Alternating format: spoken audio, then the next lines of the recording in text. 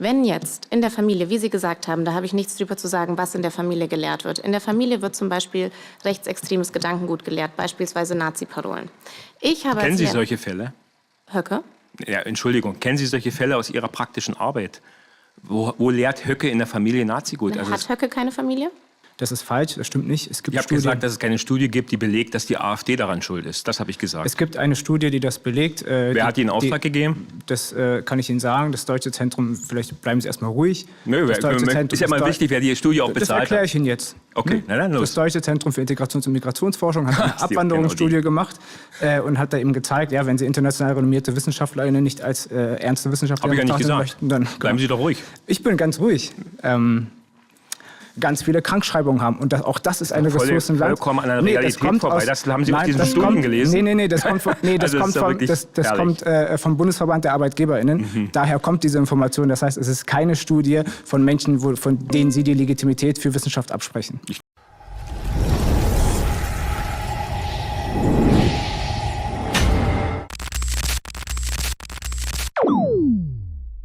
Hey Leute, das ist mal wieder typisch linke Bubble. In Hart aber fair wird Tino Kruppalla mit Fragen konfrontiert, die direkt aus dem grünen Wunschkatalog stammen. Und wie reagiert er? Souverän, schlagfertig und mit der perfekten Antwort auf jeden Blödsinn. Während einige Fragesteller versuchen, ihn mit absurden Vorwürfen in die Ecke zu drängen, bleibt Kruppalla ruhig, klar und kontert einfach genial. Das müsst ihr euch anschauen. Hier wird mal wieder deutlich, wie wenig echte Argumente die andere Seite hat. Und wie leicht sich diese Scheindebatten entlarven lassen. Jetzt reinschauen, kommentieren und eure Meinung sagen. Und nicht vergessen, liken und abonnieren, damit ihr solche Highlights nicht verpasst. Viel Spaß beim Zuschauen. Auf geht's! Guten Abend, herzlich willkommen, Herr Kruppalla. Guten Abend, hallo. Ich freue mich, dass Sie sich heute auf diese sehr besondere Diskussionsrunde einlassen, denn um uns herum sitzen 25 Menschen. Diese 25 Wählerinnen und Wähler kommen aus ganz Deutschland. Sie haben unterschiedliche Berufe, verschiedene Ansichten und Geschichten. Aber sie alle haben eins gemeinsam. Wir haben sie ausgewählt, weil sie die Politik der AfD hart kritisieren und weil sie sich zutrauen, in einer Diskussion mit Ihnen die besseren Argumente zu haben. Das ist Hart aber fair 360. Also, wie läuft diese Sendung jetzt ab? Ich werde gleich eine These in den Raum stellen und dann diesen Kreis verlassen und euch mit Tino Kruppalla hier alleine lassen. Und ihr seht schon, hier ist ein Stuhl. Auf den kann immer einer oder eine von euch Platz nehmen und mit dem AfD-Chef in die Diskussion gehen. Was ihr dafür braucht, ist diesen Buzzer, den ihr alle habt. Und wenn ihr das Gefühl habt, hier in der Mitte am Tisch die Diskussion, die läuft nicht richtig, die geht ins Leere oder es fehlt ein entscheidendes Argument oder ihr könntet das besser, ihr müsstet hier eigentlich sitzen, dann müsst ihr den Buzzer drücken. Und wenn die Mehrheit von euch den Buzzer gedrückt hat, dann ist die Diskussion hier am Tisch schlagartig beendet. Dieses Signal kommt auch, wenn ich das Thema beende. Diese Show gehört euch. Ihr entscheidet heute, wie diese Debatte läuft. Wenn das Thema oder die Diskussion in der Mitte beendet ist, dann wird der Nächste oder die Nächste ausgewählt, um die Diskussion fortzuführen. Herr Kruppalla, sind Sie bereit? Los geht's. Und zwar mit diesem Thema. Die Alternative für Deutschland verspricht, dass die deutsche Wirtschaft mit ihr wieder an die Spitze kommt. Zum Beispiel mit Energie aus Kohle und Atomkraft. Germany first, auch in Europa. Der Austritt aus dem Euro für die Partei eine echte Option. Unsere 25 sagen, die AfD ruiniert die deutsche Wirtschaft. Los geht's.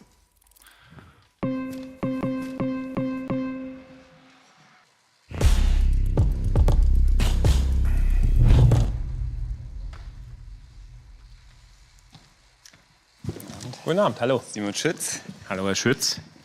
Ich arbeite für die deutsche Autoindustrie, also die deutsche Schlüsselindustrie. Und ich glaube, das Thema Wirtschaft ist eines der wichtigsten Themen für diese Wahl und für unser Land. Und mit Blick auf das Wahlprogramm der AfD kann ich feststellen, dass das, was in diesem Programm steht, quasi den wirtschaftlichen Abstieg markiert. Warum ist es so? Ich nenne 3 Gründe und dann können wir gerne debattieren. Der eine ist, wurde ja gerade schon gesagt, der Wiederrücktritt vom Euro und irgendwie eine Parallelwährung der D-Mark für ein Land, was exportorientiert ist wie Deutschland. Unsere Industrie, 70% der Arbeitsplätze hängen am Export, über 50% der Autos gehen nach Europa. Das würde massiv Wohlstand und Arbeitsplätze kosten. Nummer 2, Sie haben zwar den Dexit aus dem Programm geschmissen, aber mehr oder weniger jetzt eine Rückkehr zu so einer europäischen Gemeinschaft. Und wir wissen, das haben wir in Großbritannien gesehen, was der Brexit für Folgen hat. Und es gibt unterschiedlichste Studien, die zeigen, massiver Arbeitsplätzeverlust. Über 2 Millionen Menschen würden ihren Job verlieren. Wirtschaftsrückgang von 6%, langfristig sogar noch viel mehr. Und das Dritte ist, Sie sind innovationsfeindlich. Sie sind gegen beispielsweise Batterien, sie sind gegen die Windkraft, da haben wir Ihre Chefin ja zuletzt wittern hören auf dem Parteitag und wollen beispielsweise bei der E-Mobilität keine Ladeinfrastruktur mehr aufbauen. Das heißt, ich glaube fest daran, dass Innovationen das sind, was es braucht, damit Wirtschaft wächst und in die Zukunft ankommt, damit hier Arbeitsplätze entstehen. Für all das haben Sie Antworten, die zurückgehen, leugnen dazu noch den Klimawandel, wo auch eine große Chance liegt, da die Technologien für die Zukunft zu entwickeln. Und deswegen glaube ich, Ihr Programm ist nicht ein Zurück an die Spitze, sondern senkrecht ans Ende und Wohlstandsverlust, Arbeitsplatzverlust und jeder Einzelne würde darunter leiden. Ja, es ist interessant, dass Sie aus der Automobilindustrie kommen. Das ist eigentlich genau der Punkt. Und wir sehen ja aktuell, wer in diesem Land industriefeindlich ist. Wir stehen im 3. Jahr in Folge in der Rezession. Wir haben eine Deindustrialisierung. Mittlerweile geben das offen auch alle Wirtschaftszeitungen in Deutschland zu. Wir haben das vor 3 Jahren kritisiert mit dieser Energiewende, mit dieser fatalen, falschen Energiewende, dass der Wirtschaftsstandort Deutschland großen Schaden nimmt. Also sieht man aktuell, dass diese Regierung den Wirtschaftsstandort Deutschland ruiniert und nicht die AfD noch dazu als Opposition. Die Zustandsbeschreibung. Ich will ja die Inhalte und Lösungen hören. Die Lösung ist die erste. Können wir als Beispiel zum Beispiel nehmen, VW schließt in Deutschland 2, 3 Werke, ist für dieses Jahr geplant, eröffnet in Amerika 2 Werke. Warum tun sie das? Weil natürlich in Amerika zum Beispiel die Gas- und auch die Strompreise um 1/5 geringer sind als in Deutschland. Also 2 Cent die Kilowattstunde Gas, 10 Cent die Kilowattstunde Strom. Umgekehrt in Deutschland 45 Cent die Kilowattstunde Strom, 12, 14 Cent die Kilowattstunde Gas. Das sind die Fakten und deswegen weiß man auch, warum die Industrie, warum zum Beispiel auch die Automobilindustrie abwandert. Also brauchen wir dahingehend wieder eine Energieversorgung, die grundlastfähig ist mit Kernkraft. Ein gemeinsamer europäischer Energiemarkt, gegen den Sie auch sind.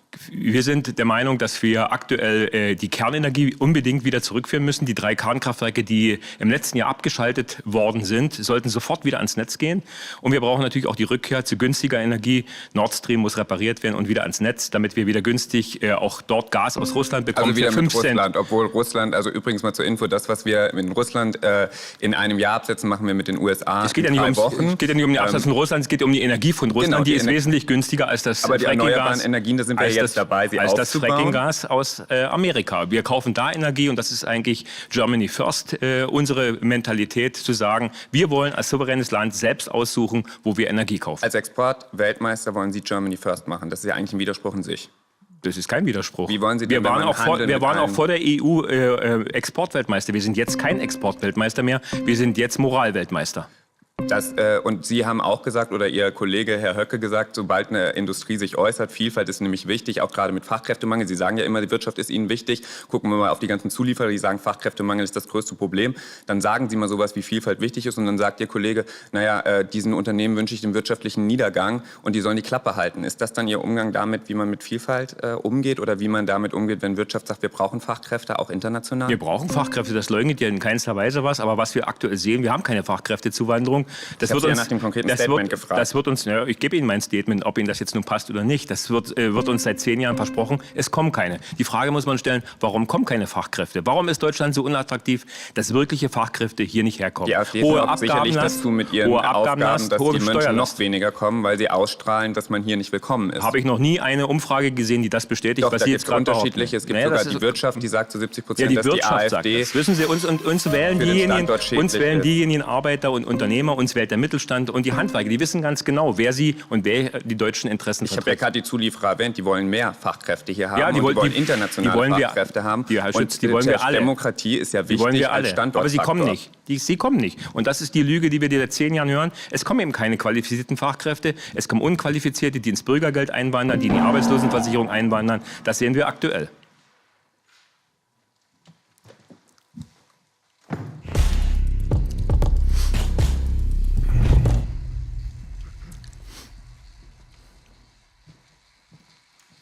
Guten Tag.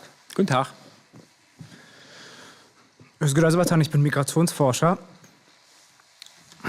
Wir haben jetzt über die Fachkräfte gesprochen. Sie haben gesagt, dass es keine Studien gibt, die über die Attraktivität Deutschlands für internationale Fachkräfte forschen oder geforscht haben, Erkenntnisse bringen.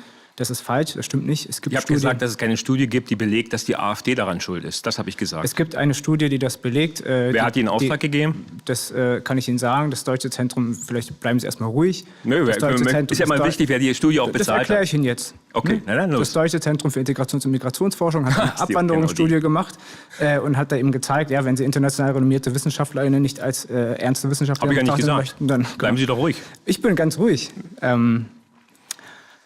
Die Abwanderung, als erstens zeigt diese Umfrage, dass 70-80% der Menschen in Deutschland denken, dass die AfD eine rassistische, demokratiefeindliche Partei ist. Und diese Studie hat gezeigt, dass Menschen besorgt sind, internationale Fachkräfte sind besorgt und haben dann eben planen, ihre Bundesländer oder das gesamte Land, also Deutschland, zu verlassen aufgrund der AfD.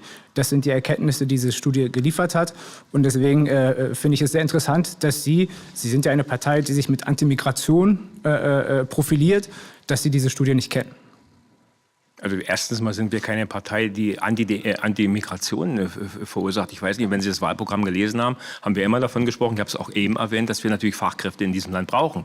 Der Punkt ist doch der, dass in Deutschland Asyl, Migration und Zuwanderung alles in einen Topf geschmissen wird. Das ist das große Problem und diese Unterscheidung gehört zur Wahrheit dazu. Wir wollen, dass die 220.000 bis 250.000 illegalen Migranten, die in diesem Land sind, und das ist richtig, die wollen wir abschieben, die kriminell sind, die sich nicht an unsere Werte halten, die auch hier keinen Bleibe- und Asylgrund haben. Das ist vollkommen richtig. Die wollen wir abschieben. Das ist das Erste. Und das Zweite ist, wir müssen uns die Frage stellen, warum verlassen denn eigentlich 250.000 gut ausgebildete Fachkräfte Deutsche jedes Jahr das Land? Weil die Steuern- und Abgabenlast, auch da gibt es im Übrigen Studien, zu hoch sind. Die gehen nach Österreich, die gehen in die Schweiz, die gehen nach Amerika, nach Großbritannien, wo sie wesentlich mehr verdienen. Muss ich sagen, das sind die Gründe, warum Deutsche betrifft auch Menschen ohne Migrationshintergrund. Die geben nämlich genauso an, dass sie ihre Bundesländer oder das Land verlassen wollen, wenn die AfD... Mir ist kein einziger persönlicher bekannt in meinem Wahlkreis. Ihre anekdotische Evidenz zählt ja nicht. Wir sprechen ja über die repräsentativen Studien in diesem Land, die eben genau das zeigen. Ich mache Politik für die Bürger und nicht für Studien. Naja, aber die Bürgerinnen, die sind ja, also die Studien, die zeigen ja die Position von den Bürgern. Natürlich, das sind, wenn mit 20.000 Personen geforscht wird, dann ist das eine repräsentative Studie. Dann zeigt das, was der Durchschnitt in Deutschland der Bürgerinnen denkt und welche Position sie zur AfD haben. Und im Übrigen sind auch 30% der Menschen, die mit der AfD sympathisieren, auch der Meinung, dass sie diese Migrationspläne nicht teilen. Das gilt für Menschen, die Migrationshintergrund haben und keinen Migrationshintergrund haben. Uns wählen sehr viele Migranten, das wissen Sie. Und wir haben sehr viele Migranten in unserer Partei. Also das weiß ich, aber ich spreche ja gerade über die Menschen, die keinen Migrationshintergrund haben und auch sagen, dass diese Partei... Dass es die gibt. Natürlich gibt es die. Und Sie wandern auch wegen dieser Partei aus diesem Land aus. Das habe ich noch nie einmal gehört. In einem Ort, die Belegschaft, anzunehmen ist, dass die Belegschaft 30% oder 40%ig AfD-UnterstützerInnen hat. Und wenn da nochmal 20, 30, 40% internationale Fachkräfte sind, dann führt das dazu, dass in diesen Betrieben große Konflikte entstehen. Und die ArbeitgeberInnen haben große Sorgen vor diesen Konflikten, weil das eine große Ressourcenlast ist für diese Unternehmen, dass sie Konfliktmoderation, also Geld in die Hand nehmen müssen für Konfliktmoderation oder eben ganz viele Krankschreibungen haben. Und auch das ist eine Ressourcenlast. Vollkommen an der Realität vorbei. Das haben Sie aus diesen Studien gelesen? Nee, das kommt vom Bundesverband der ArbeitgeberInnen. Daher kommt diese Information. Das heißt, es ist keine Studie von Menschen, von denen Sie die Legitimität für Wissenschaft absprechen. Ich habe niemandem die Legitimität von Wissenschaft abgesprochen. Die Frage ist, wer diese Studien beauftragt, vor allen Dingen bezahlt und was der Grund und der Sinn dieser Studien hat. Ich rede mit den Bürgern, ich bin bürgernah, ich bin in vielen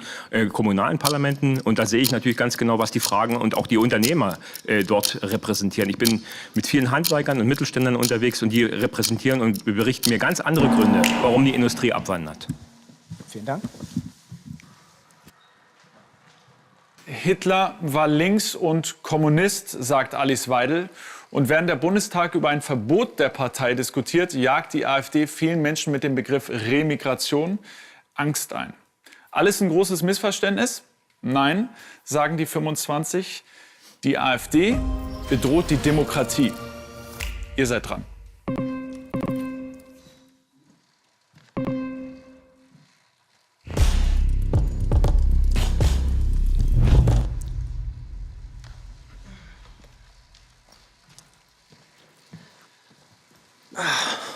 Moin. Hallo? Erstmal die Frage, war Hitler für Sie ein Linker? Nein, war er nicht. Okay. Warum wird das dann von Ihrer Partei gerade so viel behauptet? Von welcher Partei wird das behauptet? Ich behaupte es nicht. Und wer das behauptet, Von Alice Weidel? Hitler war ein Linker? Ich meine, es gibt unterschiedliche Interpretationen. Kann auch jeder für sich das so interpretieren. Dann müssen Sie Frau Weidel fragen. Das ist interessant, dass man einfach Geschichte neu interpretieren kann. Also, Ich meine, er war ein Nationalsozialist, das ist ja nun ein Fakt. ja, und deswegen war er jetzt ein Linker.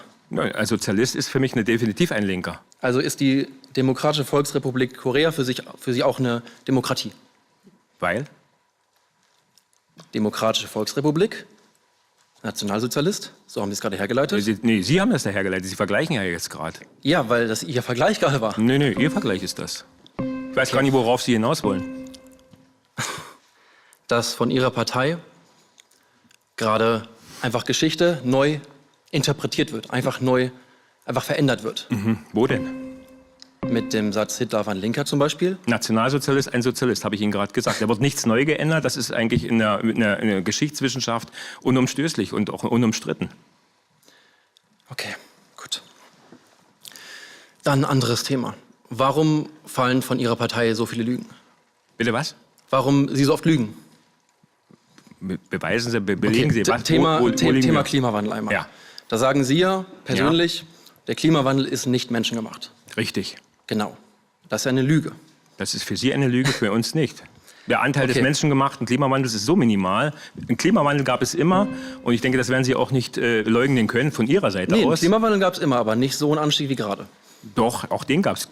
Nehmen Sie zum Beispiel Grönland. War früher Grünland, ist jetzt vereist, hat natürlich auch in den letzten 100 Millionen Jahren viele Wandlungen gemacht. Und natürlich bewandelt sich das Klima permanent. Und wann war Und man Grönland grün? man kann das Klima auch nicht ändern, indem man versucht oder meint, man könne steuern auf Luft oder auf CO2. Okay, wann war Grönland für Sie grün? Nee, vor Tausenden von Jahren war Grönland grün. Genau, der Eisschild von Grönland ist 400.000 Jahre alt. Genau. Genau. Einen langsamen Klimawandel, kein Problem, gab es schon immer. Diesen drastischen Grade gab es noch nicht immer, ist menschengemacht. Also ich finde es krass, dass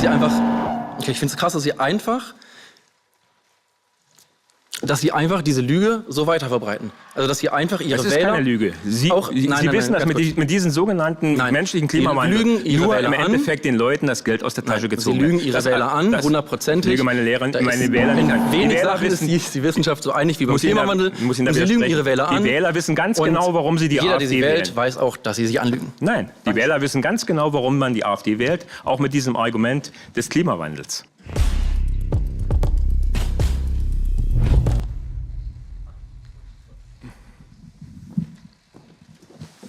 Hallo. Ich bin Helena Hacker und ich bin Grundschullehrerin. Das heißt, Schön. ich arbeite viel mit Familien, danke. Und ich habe in Ihrem Programm gelesen, dass Sie die Bildung auch in die Familie zurücklagern möchten. Sie wollen eine Bildungspflicht statt einer Schulpflicht. Das heißt, dass auch in der Familie Bildung stattfindet. Wir haben auch ganz, ganz viel über Demokratie gesprochen, wie Demokratie zu schützen ist. Ich schütze die Demokratie täglich, indem ich Demokratiebildung mit den Kindern mache und ganz, ganz viele meiner Kolleginnen auch. Meine Frage ist, in diesen Familien, ich könnte ganz, ganz viele Zitate machen. Ich mache jetzt ein Zitat von Ihrem Kollegen Höcke, der gesagt hat, alles für Deutschland, eine Nazi-Parole. Was ist, wenn in Familien das gelehrt wird? Da wackelt die Demokratie und ich sehe da ein ganz, ganz großes Problem für die Demokratie, wenn die Bildung in die Familien kehrt. Wie sehen Sie das? Also als allererstes sehe ich, dass die Familie die Keimzelle der Familie ist und die Familie gehört und ist vom Grundgesetz geschützt. Da hat weder der Staat einzuwirken auf diese Familie, auch was die Eltern mit den Kindern in der Freizeit besprechen, was sie mit den Kindern lernen, ist Privatsache. Das geht den Staat nichts an. Okay. Ob Ihnen das nun passt oder nicht. Der Rest ist natürlich, was in der Schule geschieht. Auch das muss natürlich unter klaren Regularien sein. Ich finde, es sollte nicht dort zu einer Ideologisierung in der Schule kommen. Was wir unter diesem auch Lehrbild meinen, ist, dass wir auch freie Schulen fördern wollen, dass auch dieses Möglichkeiten für die Familien gibt, ihre Kinder in freie Schulen zu schicken. Und was wir natürlich absolut fördern wollen, und das ist, denke ich, Sie sind Grundschullehrerin, was wichtig ist, wir brauchen in diesem Land endlich mehr Lehrer, damit weniger Schulausfall stattfindet. Das ist das größte Problem, damit Kinder auch die Bildung bekommen, die ihnen per Grundgesetz und auch gesetzlich zusteht. Und das sehen wir aktuell nicht. Also deswegen würde ich mal ein Stück weit von dieser Politisierung, die Sie meinen, wegkommen. Ich kann in keinen Kopf der Eltern hineingucken. Ich habe eine Frage zu dieser Politisierung. Sie wollen ja auch, dass Lehrkräfte neutral sind. In Ihrem Parteiprogramm steht, dass es eine Neutralitätspflicht für Lehrkräfte geben soll. Wenn jetzt in der Familie, wie Sie gesagt haben, da habe ich nichts drüber zu sagen, was in der Familie gelehrt wird. In der Familie wird zum Beispiel rechtsextremes Gedankengut gelehrt, beispielsweise Nazi-Parolen. Kennen Sie solche Fälle? Höcke? Ja, Entschuldigung, kennen Sie solche Fälle aus Ihrer praktischen Arbeit? Wo lehrt Höcke in der Familie Nazigut? Hat Höcke keine Familie? Entschuldigung, unterstellen Sie ihm, dass er seine Kinder indoktriniert? Wie Sie es jetzt gerade gesagt haben? Er sagt öffentlich Nazi-Parolen. Wer stellt sicher, dass er die nicht zu Hause sagt? Wer stellt das sicher? Was? Die Schule stellt das sicher. Ach, was will die Schule denn machen? Also die Schule ist eine demokratische Instanz. Ja, und? Das heißt, wenn Und Sie wollen Eltern, wissen, dass Herr Höcke zu Hause den Kindern Nazi-Parolen? Also das ist ja wirklich absolut im Bereich des Möglichen. Wenn er sie öffentlich sagt, dann wer sagt sie dann nicht zu Hause? Auch im Privaten geht Sie das eigentlich nichts an. Ich lehre Demokratie. Ja. Wenn ich jetzt neutral sein soll und ein Kind von zu Hause mit solchen Parolen kommt, nehmen wir Höcke raus. Passiert einfach zu Hause. Ein Kind kommt mit diesen Parolen. Ich muss neutral sein. Wie soll das funktionieren? Wer schützt die Demokratie? Was hat das mit Demokratieschutz zu tun? Das muss ich Sie jetzt mal fragen. Was hat Nazi-Parolen verbieten nicht Nochmal, mit was wollen Sie Demokratieschutz zu tun? als Lehrerin, haben Sie in die Familie überhaupt nicht einzuwirken? Das geht Sie gar Aber auf nichts Demokratie an. habe ich einzuwirken. Was hat das mit Demokratie zu tun? Was hat Alles. das mit Demokratie zu tun? Konkret, was wollen Sie tun? Nazi-Parolen. Es geht jetzt nicht um die Nazi-Parolen. Um was wollen Sie mit den Eltern machen? Wollen Sie das Kind wegnehmen? Ich mache gar nichts mit den Eltern. Was wollen Sie dann tun? Aber ich mache Demokratieunterricht in der Schule. Ja, das ist doch Ihre Aufgabe, den Kindern natürlich das beizubringen, was im Lehrplan steht. Das ist Ihre Aufgabe. Genau, also aber nicht, keine was zu Hause passiert. Neutralitätspflicht. Natürlich eine Neutralitätspflicht. Aber Demokratie ist nicht neutral. Demokratie muss geschützt werden. Entschuldigung, Sie sollen demokratisch natürlich Neutralität in der Art wahren, was Ihr Lehrauftrag ist. Nennen Sie es doch mal konkret. Das Wort Demokratie benutzen Sie inflationär. Was ist denn das konkret? Demokratie bedeutet die Gleichberechtigung aller Menschen. Demokratie bedeutet der Schutz aller Menschen. Demokratie bedeutet, dass man Menschen so, wie sie sind, respektiert. Und ja, das macht auch Höcke genauso. Absolut. Mit Nazi-Parolen? Er hat keine Nazi-Parole verwandt. Okay. Gut.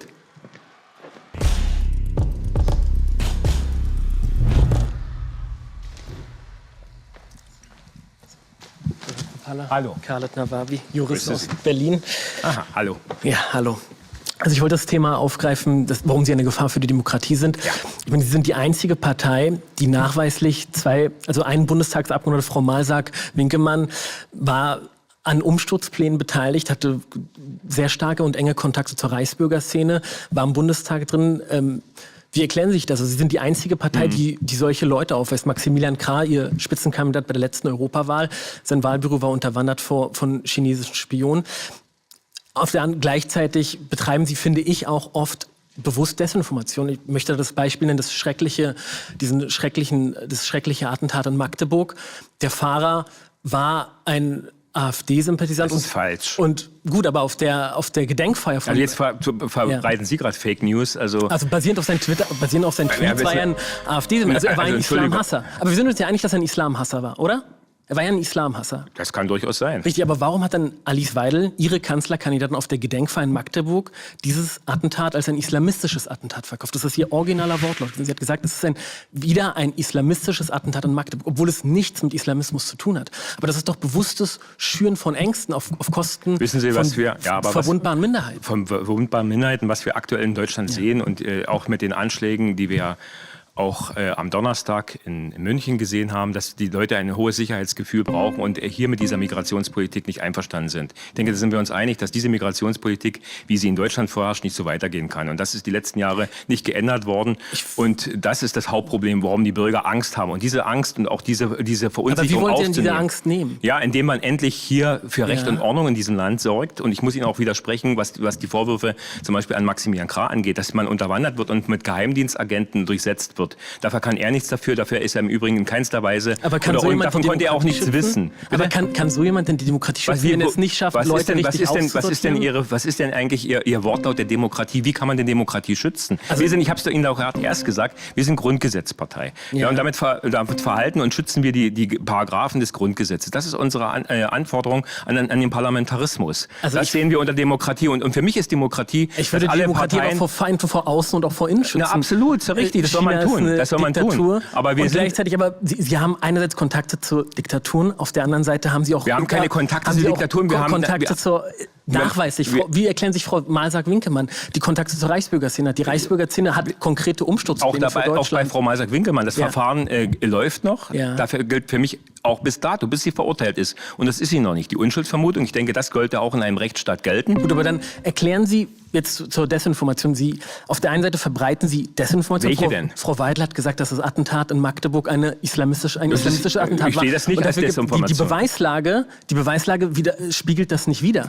Auf der anderen Seite erodieren Sie auch ganz bewusst unsere Institutionen, indem Sie zum Beispiel den Verfassungsschutz als ideologiegeleitete Institution diffamieren. Ja, aber diese wissen Sie, wenn der Verfassungsschutz wirklich sich um die Verfassung kümmern würde, dann wären die Anschläge in Deutschland, die letzten Jahre und Monate passiert sind, das ist eigentlich die Aufgabe des Verfassungsschutzes, werden gelöst und beziehungsweise auch verhindert worden. Der Verfassungsschutz, und das wissen Sie auch, ist politisch instrumentalisiert. Nehmen Sie Herrn Haldenwang. Herr Haldenwang ist CDU-Mitglied, kandidiert jetzt für den Deutschen Bundestag. Oder Herr Kramer ist SPD-Mitglied in Thüringen, der Verfassungsschutzpräsident. Okay, aber dann würden Sie dann dagegen sein, dass ein AfD-Politiker den Verfassungsschutz leiten könnte und dann auch kandidieren könnte für den Bundestag? Ich weiß nicht, ob wir diesen Verfassungsschutz, so wie er jetzt aufgebaut ist, überhaupt wenn Sie ja dagegen, Sie sagen ja, dass er ideologisch ist. Ich sag Ihnen, aber dann müssen Sie ja sagen, dass Sie niemals zulassen würden, dass ein AfD-Politiker, der sich für den Bundestag... Es sollte ein Verfassungsschutzpräsident niemals ein Parteibuch haben, da gebe ich Ihnen recht. Okay. Auch kein AfD-Parteibuch. Er sollte neutral agieren, das macht er nicht. Und insgesamt finde ich es schon schwierig, dass der Verfassungsschutz über Menschen, und das ist das, ich komme aus der DDR, bin dort sozialisiert,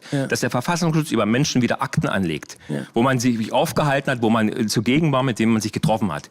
Da habe ich Déjà-vu-Erlebnisse. Ich finde das unsäglich, dass man wieder bespitzelt wird in einem Land. Das gibt es in keiner westlichen Demokratie, dass der Verfassungsschutz die Opposition so bespitzelt und bekämpft. Die Linken wurden auch sehr lange teilweise das finde ich genauso falsch.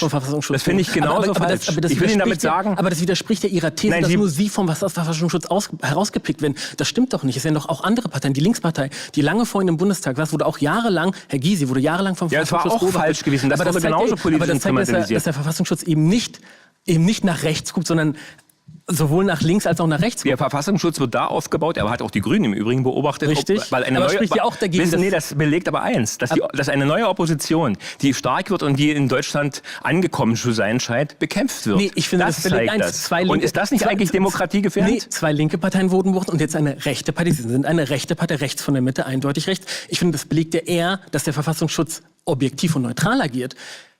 Das kann ich nicht bestätigen. Also im Gegenteil, das muss ich auch zurückweisen. Ich finde zum Beispiel den Punkt, ich wäre vom sächsischen Verfassungsschutz beobachtet, da wurden über mich, wie ich es gesagt habe, Akten angelegt. Ich habe Akten angefordert und habe die Einsicht auch bekommen und die mussten danach gelöscht werden, weil man illegal von mir Informationen in Akten angelegt hat. Das sagt eigentlich alles über den Verfassungsschutz. Das ist demokratiefeindlich und auch demokratievernichtend, wenn man einen Oppositionspolitiker bespitzelt. Aber wenn eine Partei eine Gefahr für die Demokratie darstellt, muss ein Rechtsstaat auch eine Demokratie Wer sagt denn das? sein. Wer bestätigt das? Wer sagt, dass wir eine Gefahr für die Demokratie ist? Ich danke für das Gespräch. Ja, gerne.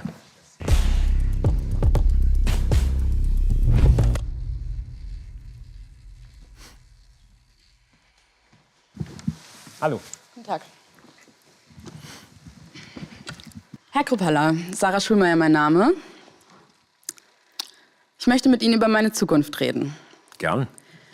Meine Zukunft als junge, deutsche, gebärfähige Frau in dieser Demokratie, in diesem Land. Sie und Ihre Partei haben viel vor mit meinem Uterus und den Fähigkeiten, die dieser Uterus hat. Ich lese Ihr Parteiprogramm sehr aufmerksam. Und da wird ein Bild gezeichnet von einem Land und einer Zukunft, in das ich keine Kinder gebären möchte. Gleichzeitig wollen Sie aber, dass ich das tue. Sie haben das Bild von mir, einer deutschen Frau, dass ich das tun sollte. Sie haben gerade gesagt, Sie haben Töchter, eine Tochter, 21 habe ich rausgehört. 25, gut, dann sind wir ungefähr gleich alt. Wünschen Sie sich für diese Tochter ein Leben in einer häuslichen Familie, zu Hause. Wahrscheinlich ist Ihre Tochter ähnlich hoch ausgebildet wie ich. Was sind Sie vom Beruf? Ich werde Juristin. Oder was wollen Sie werden? Ich werde Juristin. Okay, also Sie studieren Jura. Ja. Okay.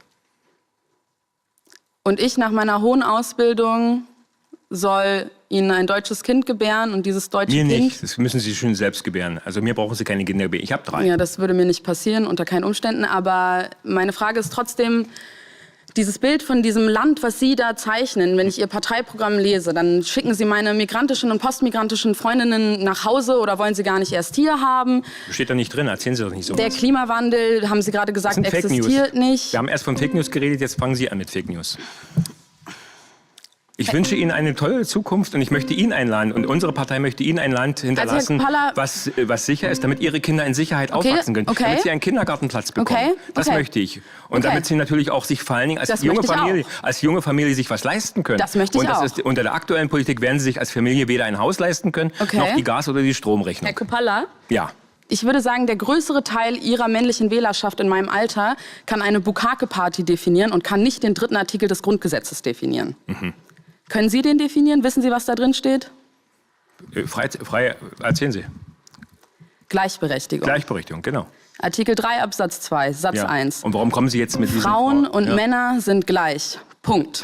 Da widerspricht doch niemand. Ihr Parteiprogramm stützt den aktuellen Zustand, dass es ein Gesetz gegen den weiblichen Körper gibt im deutschen Strafgesetzbuch und keinen einzigen gegen den männlichen Körper. Welches Gesetz meinen Sie denn? Abtreibung. Abtreibung haben Sie wahrscheinlich unser Programm falsch gelesen und da kann ich Ihnen auch unsere Position klar benennen. Sie wollen, dass der bestehen bleibt? Wir wollen 218, der Abtreibungsparagraphen und auch den Beratungsparagraph 219 bestehen bleibt. Das ist gesellschaftlicher Konsens in der Bundesrepublik Deutschland. Hart erkämpft, parteiübergreifend erkämpft und dazu stehen wir. Und diesen Kompromiss, weil eben diese Debatte sehr eng und hart geführt wird, wollen wir erhalten. Dafür treten wir ein. Noch dazu als christliche Partei, das ist unser Weltbild. Sie wollen, dass die Frauen beschränkt werden und Männer nicht? Nein, wir wollen, dass die Frauen, dass es nicht möglich ist, so wie es die linken Parteien zum Beispiel wollen, die bis zum 10. Monat abtreiben wollen. Das wollen wir eben nicht. Das ist einfach gelogen, Herr Coppola. Nein, das wollen einige. Die grüne Jugend möchte das. Das ist einfach gelogen? Nein, es ist nicht gelogen. Ich kenne Jette. Alles Gute für Ihr weiteres Leben. Wir sprechen jetzt über Soziales. Als Partei des kleinen Mannes, so sieht sich die AfD gerne. Wenn aber Wirtschaftsinstitute nachrechnen, sagen die AfD entlastet Gutverdiener. Erben sollten gar keine Steuern mehr zahlen. Härter rangenommen werden sollen dagegen Bürgergeldempfänger. Wie passt das mit dem Selbstbild der Partei zusammen? Unsere 25 finden, die AfD ist unsozial. Ihr seid dran.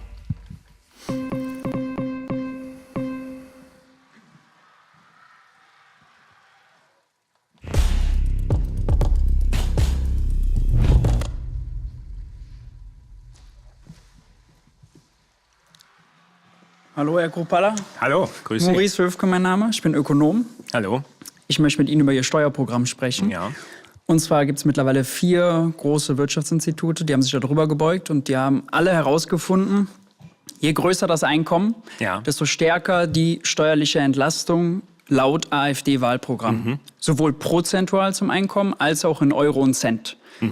Die Hälfte ihrer Steuerentlastung, die sie planen, würden allein an die oberen 10% gehen. Machen Sie den Leuten nicht was vor, wenn Sie sagen, Sie machen Politik für kleine Einkommen? Nein, machen wir nicht, weil Sie haben ja auch, und das haben die Institute zum Beispiel nicht mit berücksichtigt, sind zum Beispiel die Steuerfreibeträge für Familien, auch für Kinder, die nicht mit einbezogen wurden. Man hat sich einzelne Punkte herausgegriffen. Das hat man übrigens bei der CDU ähnlich gemacht, die ja ähnliche Steuersparvorteile auch in ihrem Programm stehen hat und hat die nicht mit berücksichtigt. Also wir machen sehr wohl, vor allen Dingen wollen wir für die Familien, und das gehört ja auch weit dazu, was Entlastungen angeht, sind ja nicht bloß die Steuern, es sind zum Beispiel auch die Verbrauchsgüter und auch natürlich auch die Verbraucherpreise. Aber lassen Sie uns mal bei Steuern bleiben. Ja. Genau, und da habe ich Ihnen ja gerade gesagt, Familien, Steuerfreibeträge für zum Beispiel Erwerbstätige, für eine Familie mit 3 Kindern, 25.000 Euro Freibetrag für die Erwachsenen, 12.000 Euro für die Kinder, sind 70.000. Also für die Geringverdiener zahlen erst ab 70.000 Euro eine Familie mit 3 Kindern Steuern. Also damit entlasten wir komplett die jungen Familien und natürlich auch Familien mit Kindern. Das ist Ihr Familiensplitting-Tarif, der ist sehr wohl eingerechnet bei den Instituten, zum Beispiel im ZEW.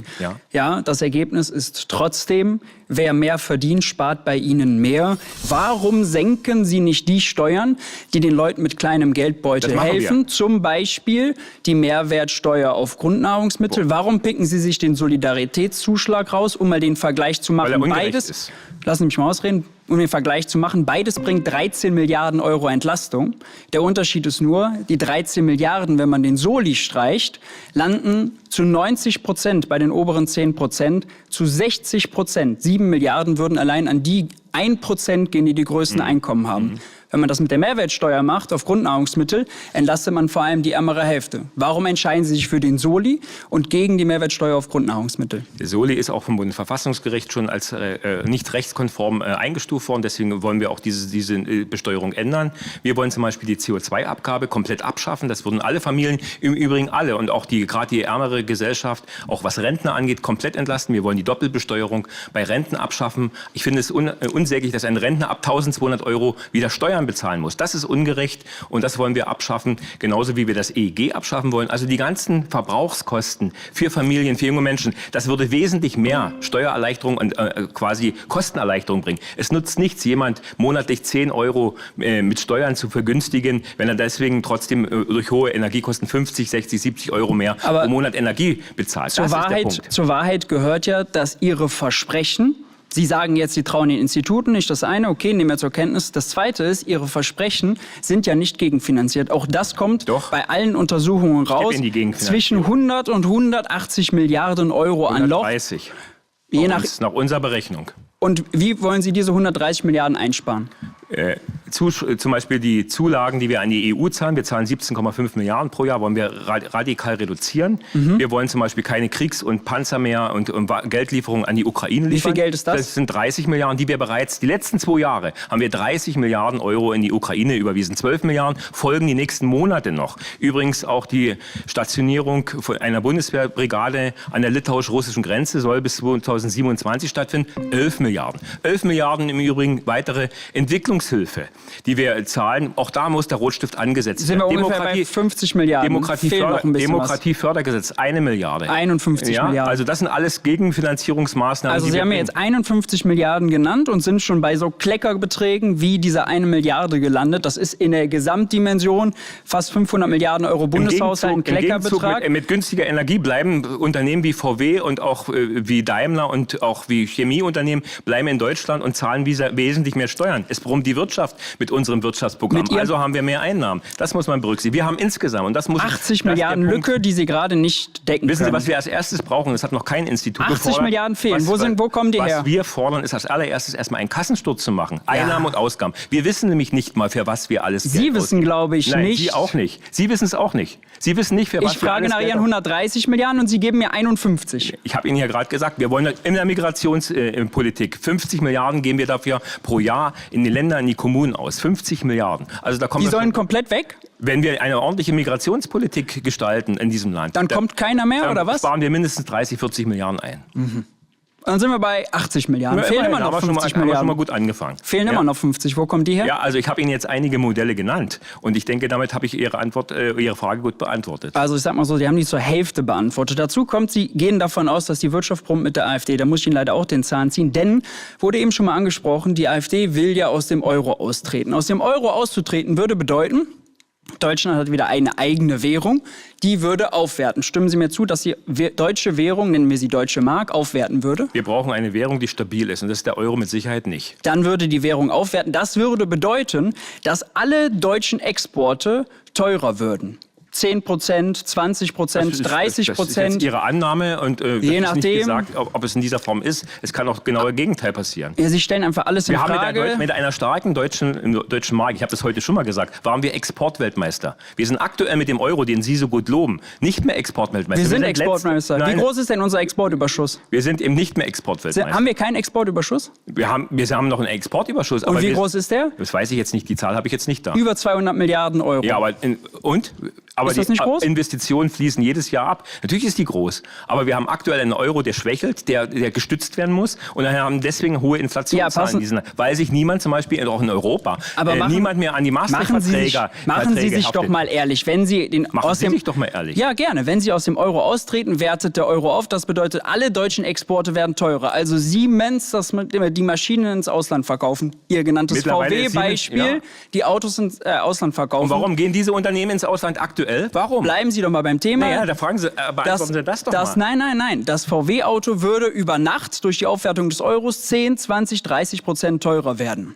Aber nicht in Deutschland. Ja, aber VW, die Automobilindustrie, verkauft in aller Welt. Und zwar mehr als in Deutschland. VW geht ins Ausland, um dort zu produzieren, weil es dort günstiger ist. Herr Kruppalla, die Wahrheit ist, der Austritt aus dem Euro würde zu einer Deindustrialisierung in Deutschland wir haben jetzt führen. schon eine Deindustrialisierung. Und das bestätigen auch arbeitgebernahe Institute. Das IFO-Institut hat nachgerechnet, 2,5 Millionen Arbeitsplätze wären in Gefahr, wenn Deutschland aus dem Euro und der EU austritt. Und die Arbeitsplätze verlieren wir jetzt schon. 2,5 Millionen. Die Arbeitsplätze verlieren wir doch jetzt schon. Aber keine 2,5 Millionen. Die starken Wirtschaftsnationen sollten den Euro angehören und nicht die Schwachen und die Schwächsten, die wir stützen müssen. Wie Griechenland, wie Portugal. Also soll Deutschland nicht einfach raus, sondern Deutschland soll sich Frankreich suchen und Italien suchen und mit denen eine eigene Währung. Absolut. Steht aber nicht in Ihrem Programm. Kann ja auch meine persönliche Meinung äußern. Okay. Ich denke auch, dass es für einen Euro-Austritt zu spät ist. Auch das gehört zur Wahrheit dazu. Kein Land hat vom Euro mehr profitiert als Deutschland. Sie wollen das kaputt machen. Ich widerspreche dieser These, Welcher Ökonom? Weil wir mehr nach Europa, in die EU einzahlen, als wir zurückbekommen. Wir stützen damit ganz Europa, die schwachen Länder. Das ist der Punkt. Jetzt sprechen Sie über die Beiträge aus dem Haushalt, aber über die ganzen exportorientierten Unternehmen, die von dem Euro profitiert haben. Wir haben auch vor dem Euro. Die lassen Sie außen vor. Und wir haben doch auch mit der D-Mark profitiert. Mehr profitiert als mit dem Euro. Das ist die Wahrheit. Deutschland war mit der D-Mark reicher als mit dem Euro. Das sind die Fakten. Oder widersprechen Sie dem? Ich widerspreche Ihnen ganz entschieden. Mit dem Austritt aus dem Euro vertreten Sie eine Position, da verlieren Sie die Wirtschaft. Alle Ökonomen widersprechen Ihnen und damit würden Sie die Deindustrialisierung in Deutschland beschleunigen. Immerhin sind wir uns einig, dass wir aktuell eine Deindustrialisierung haben.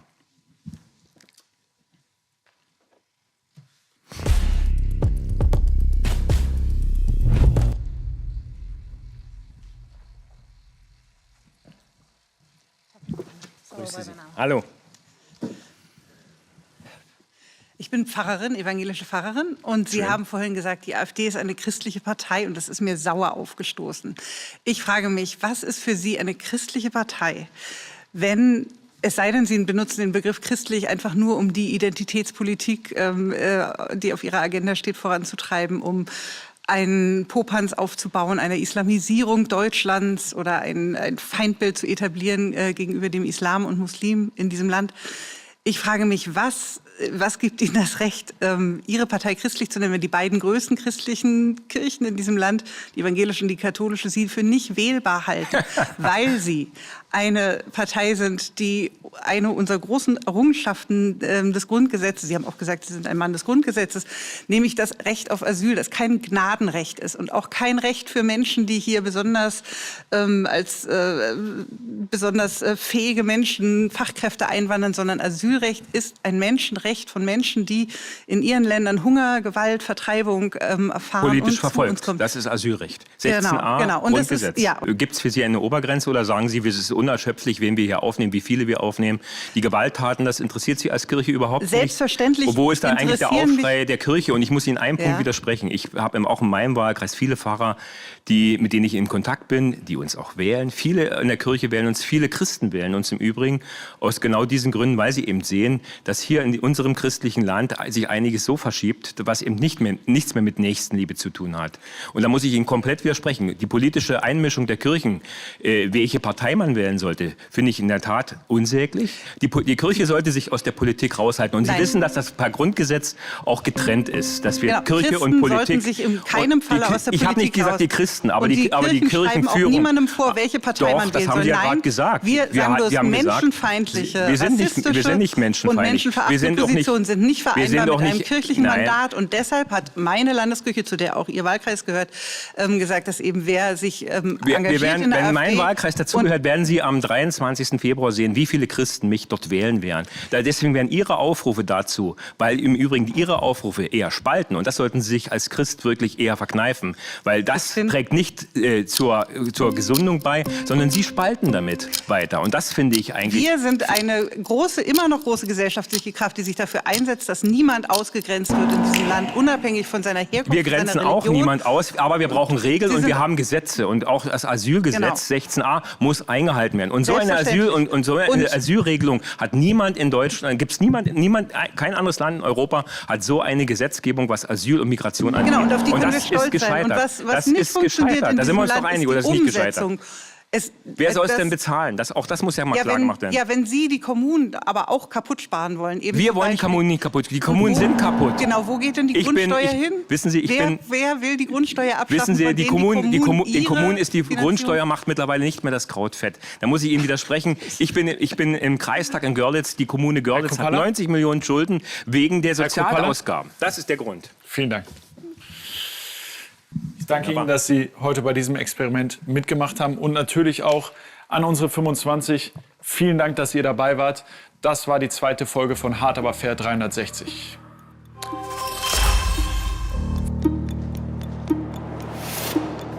Herr Coppola, wie ist es Ihnen ergangen?